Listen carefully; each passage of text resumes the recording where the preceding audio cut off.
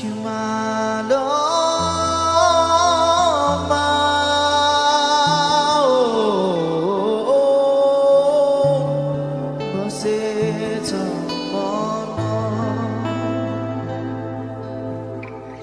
बसेछ मन,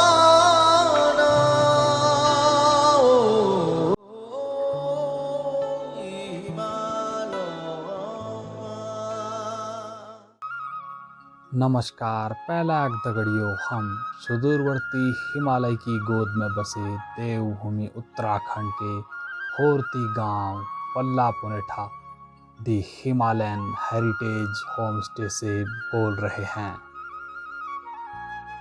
तो दोस्तों, आज आपको पहाड़ी घर की पूरी जानकारी से अवगत कराया जाएगा। शहरों की चकाचौंध, कोलाहल व प्रदूषण से ऊब चुके अगर आप भी सुकून की तलाश कर रहे हैं तो यह वीडियो आपके काम की है। वीडियो पूरी देखने के बाद अच्छा लगे तो आप इस सुकून को अनुभव करने के लिए इस होम स्टे में रुककर प्रकृति प्रदत्त पहाड़ों की नैसर्गिकता का आनंद ले सकते हैं। तो चलिए शुरुआत करते हैं बाहर के आंगन से। इसे भीड़ी या बाखली कहते हैं। वह नीचे बिछे हुए यह पटाल, जिन्हें आधुनिक समय की टाइल्स की तरह बिछाकर उपयोग किया जाता है। अब बात करते हैं स्थानीय भाषा में उपयोग किए जाने वाले कूड़ी यानी मकान के बनावट की।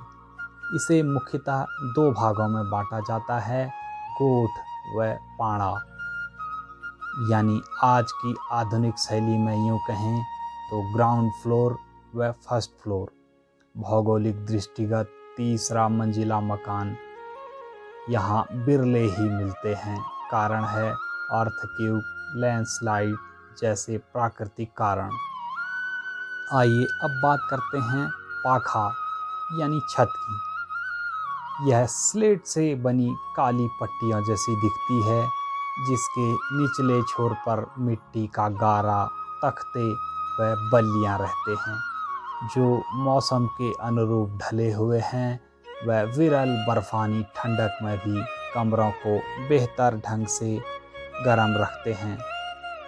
और 4 फीट मोटी पत्थर की दीवारें जो कि आइसोलेशन का काम करती हैं और ठंडी हवा को अंदर आने से रोकती हैं व गर्म हवा को स्टोर करके रखती हैं। तो आइए अब बात करते हैं गोठ की। गोठ यानी निचला हिस्सा।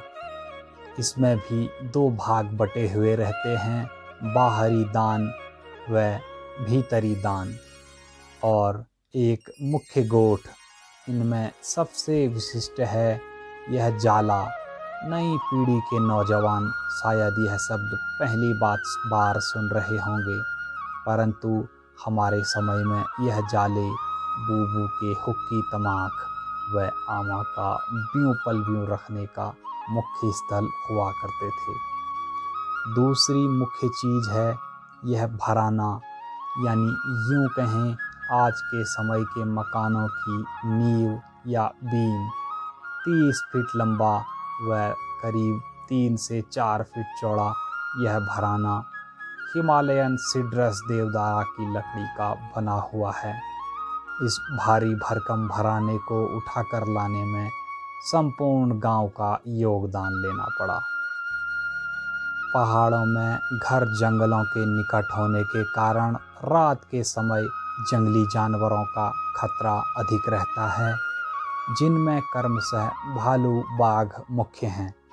फलस्वरूप गोठ को पाड़ा से जोड़ने वाला एक गुप्त रास्ता होता है, जो कि दरुण कहलाता है। हिमालय के ऊंचाई वाले स्थानों में प्रत्येक रसोई घर के अंदर परंपरागत अंगीठी एक प्रकार से बुखारी की तरह होती है, जिसका धुआं चिमनी से बाहर निकलता है व अंदर कमरे गर्म रहते हैं। बात करते हैं पाड़ा यानी ऊपरी हिस्सा। इसमें बाहर की ओर से अंदर जाने पर सबसे पहले आता है बरंडा।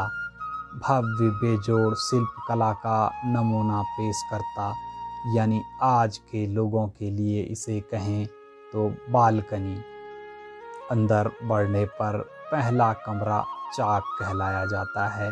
पुनः भीतर की ओर बढ़ने वाला कमरा तल्लखंड व क्रमशः और अंदर जाने पर अगला कमरा भैंचाग या मल्लखंड कहलाता है।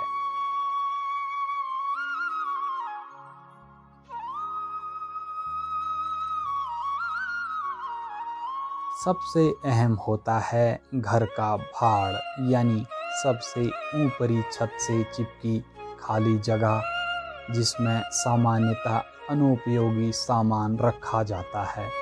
इसीलिए पहाड़ों में आज भी किन्हीं भी छोटी मोटी लड़ाइयों में सुना जा सकता है कि भाड़ में जाओ।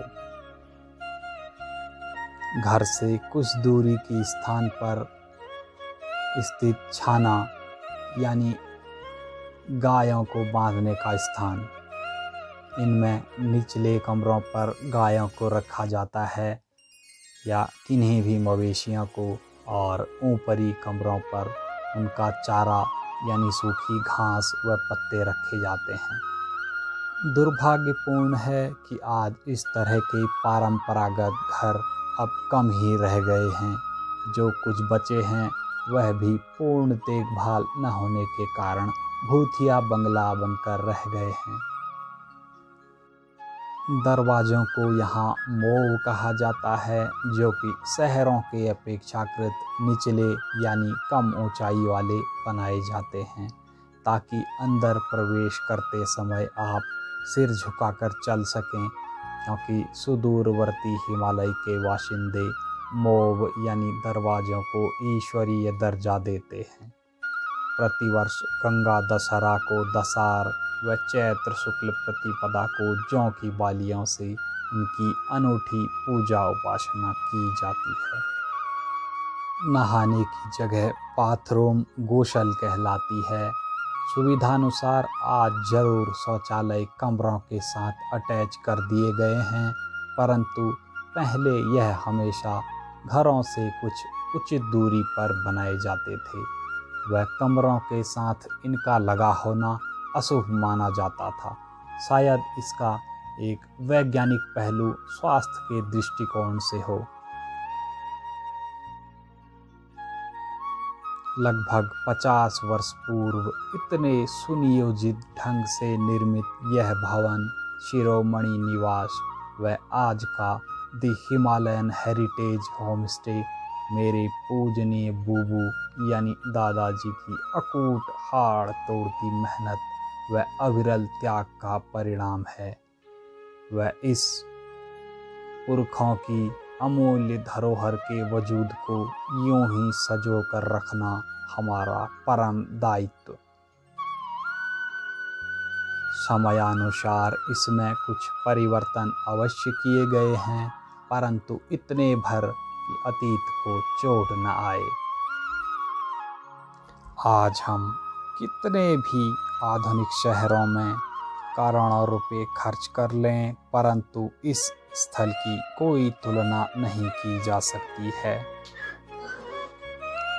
ऐसी भव्य शिल्पकला व शुद्ध आबोहवा सुकून किसी अन्य जगह आप नहीं पा सकते हैं।